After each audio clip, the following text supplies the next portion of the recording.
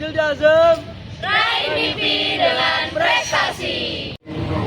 Jadi di sini saya akan menjelaskan mengenai pengenalan biografi dari seorang tokoh keperawatan, yaitu Imogen Martina King.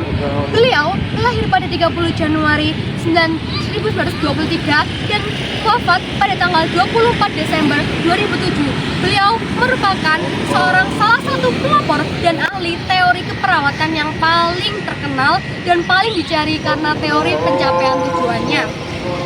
Ia mengembangkan teori tersebut pada awal tahun 1960-an.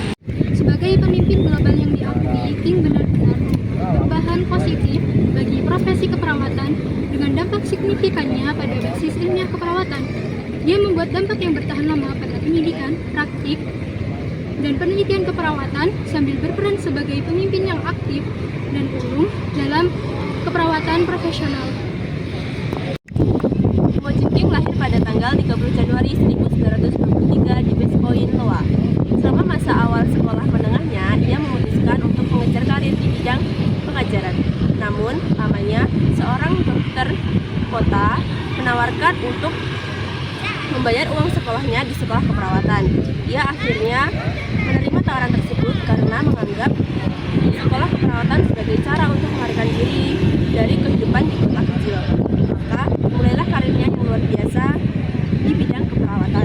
Imogen King unggul dalam studi keperawatannya.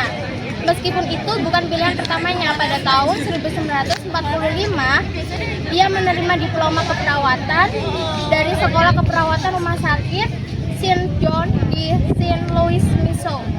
Pada tahun 1994, King dilantik menjadi anggota American Academy of Nursing atau AAN, dan dia bertugas di panel ahli teori AAN. Ia mendapat penghargaan JCM Scott pada tahun 1996. Ia sangat gembira karena pada saat itu JCM Scott hadir di sana. Pada tahun 2000, King menjadi pembicara utama pada konferensi tahunan Isabel Maitland Stewart ke-37 dalam penelitian keperawatan di Teachers College, Universitas Columbia, dan merasa senang karena Maitland Montauk hadir. King International Nursing Group dibentuk untuk memfasilitasi penyebaran dan pemanfaatan sistem konseptual King, teori pencapaian tujuan, dan teori-teori terkait. King berkonsultasi dengan anggota organisasi secara individual mengenai teorinya dan terus aktif. Imogen King memiliki sebuah teori dalam dunia keperawatan. Teori tersebut dinamakan dengan teori pencapaian tujuan.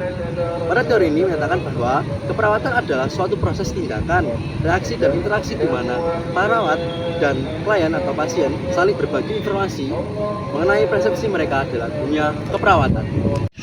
Teori pencapaian Imogen King pertama kali diperkenalkan pada tahun 1960-an.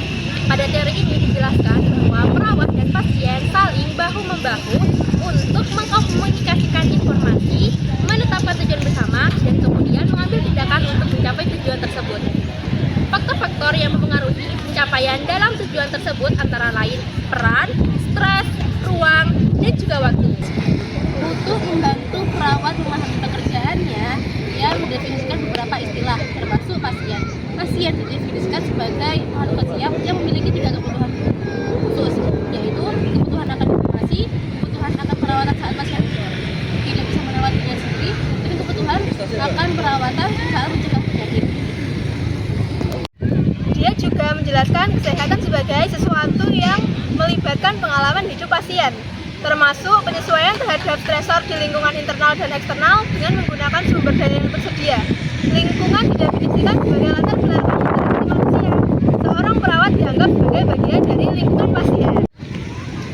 Menurut King, ada 3 sistem yang saling berinteraksi dalam teori pencapaian tujuan. Ketiganya adalah sistem personal, sistem interpersonal, dan sistem sosial. Kelebihan teori ini tuh ada 2.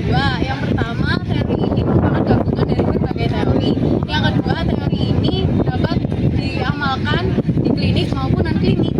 Salah satu kekurangan dari ilmu keperawatan Imogen Martina King sendiri, salah satunya itu teori ini tidak dapat diaplikasikan pada salah satu pasien yang tidak dapat berinteraksi dengan perawat.